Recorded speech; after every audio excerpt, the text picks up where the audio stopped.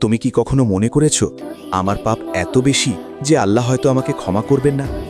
একদিন মুসা আলাইসাল্লাম আল্লাহকে জিজ্ঞেস করলেন, হে রব, আমার উম্মতের সবচেয়ে বড় পাপী কে?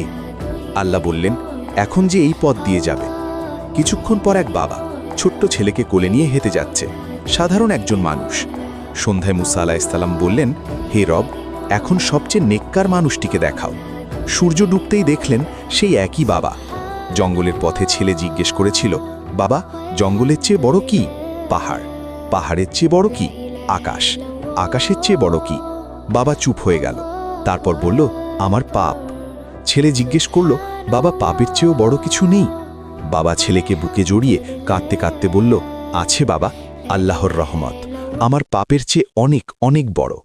আল্লাহ বললেন, হে মুসা, এই একটি কান্না, এই একটি অনুভূতি, এটাই আমার এত পছন্দ হয়েছে, সবচেয়ে বড় পাপীকে সবচেয়ে বড় নেককার বানিয়ে দিয়েছি। আমার ক্ষমার হাত শাস্তির হাতের চেয়ে বহু গুণ বড়।